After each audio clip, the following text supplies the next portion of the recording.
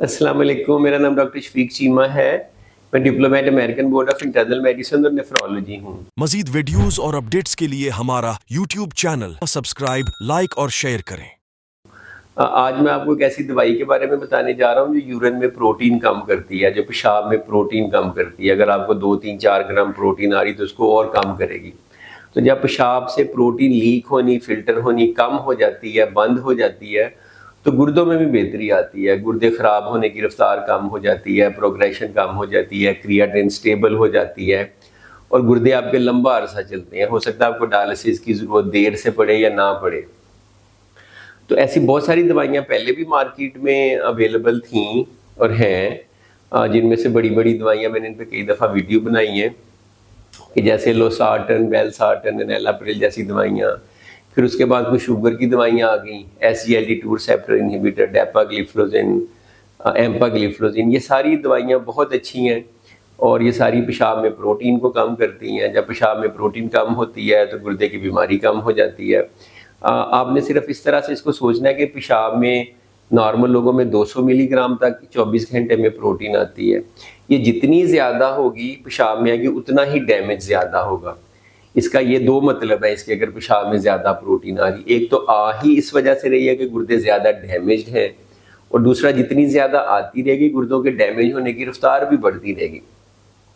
तो इस सिलसिले में बड़े अरसे से नेफ्रोलॉजिस्ट डॉक्टर्स कोई ऐसी मेडिसिन और ढूंढ रहे हैं कि इन दो दवाइयों के अलावा भी हम कोई तीसरी दवाई ऐड कर सकें कि अगर आपने ये दोनों मेडिसिन दी हैं जो मैंने अभी जिनका जिक्र किया और फिर भी प्रोटीन आई जा रही, तो हम क्या कर सकते हैं। तो पहले ये था कि इस तरह की सिचुएशन में हम कुछ भी नहीं कर सकते थे। हम ब्लड प्रेशर अच्छा कंट्रोल करते थे, शुगर करते थे, लेकिन प्रोटीन आती रहती है। वो इस वजह से कि दवाइयाँ मैक्सिमम अपनी डोज में भी 40-50% तक प्रोटीन कम करती हैं। जैसे अगर 1 ग्राम है तो वो 500 मिलीग्राम हो जाएगी, लेकिन 500 मिलीग्राम तो अभी भी आ रही है। तो आने का मतलब है डैमेज। तो फिर ये हुआ कि काफ़ी दवाइयों पे रिसर्च जारी थी। इवेंचुअली एक दवाई मिनरेलोकॉर्टिकॉइड रिसेप्टर एंटागोनिस्ट है, फिनेरिनोन के नाम से। ये यूएस में अप्रूव हुई, FDA ने अप्रूव की, वहाँ केरेंडिया के नाम से अवेलेबल हुई, बड़े सालों से यूज़ हो रही थी, लेकिन अनफॉर्चुनेटली पाकिस्तान में नहीं अवेलेबल थी।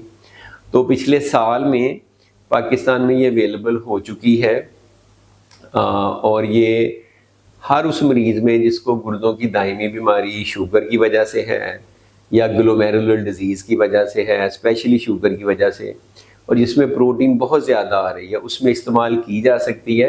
लेकिन मैंने देखा इसका बहुत गलत इस्तेमाल होता है। तो इसके लिए आप किसी अच्छे ऑथेंटिक नेफ्रोलॉजिस्ट से ओपिनियन लें। आम जो डॉक्टर हैं, फिजिशियन है, यूरोलॉजिस्ट हैं, वो कभी कभार उनको सही इंडिकेशंस नहीं पता। इसमें बड़ी चीज़ों का ख्याल रखना होता है। सबसे पहले तो ये मेक श्योर करना होता है कि जो फर्स्ट सेकंड लाइन मेडिसिन है वो मिल चुकी हैं, वो मरीज़ बर्दाश्त कर रहा है, फिर भी प्रोटीन आ रही है। फिर आपने देखना होता है कि मरीज़ का पोटेशियम तो ज़्यादा नहीं है। फिर आपने देखना होता है कि मरीज़ का GFR या क्रिएटिनिन बहुत ज़्यादा डिस्टर्ब तो नहीं है। जब आप सारी चीज़ें मेक श्योर कर लेते हैं तो फिर इस दवाई को आप एक थोड़ी डोज पे शुरू करते हैं, फिर प्रोटीन को चेक करते हैं, फिर प्रोटीन बेहतर हो जाती है, मरीज़ ने सही टॉलरेट की हो तो डोज बढ़ा देते हैं।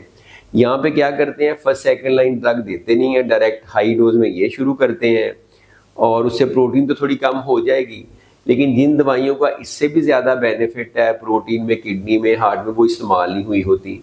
तो ये बहुत अच्छी दवाई है, ये ब्रेक थ्रू है, ये पाकिस्तान में अवेलेबल है, गुर्दे के मरीज़ों के लिए अच्छी खबर है, लेकिन इसका इस्तेमाल भी सही होना चाहिए। तो ये एक तरह से अपडेट थी ऑन अ न्यू ड्रग जिसका नाम है फिनेरिनोन और ये कई ब्रांड से आती है, लेकिन ये किसी अच्छे समझदार नेफ्रोलॉजिस्ट को इसकी जो इंडिकेशंस है केडो की या केडी को के मुताबिक, उसके मुताबिक लिखनी चाहिए। Thank you very much.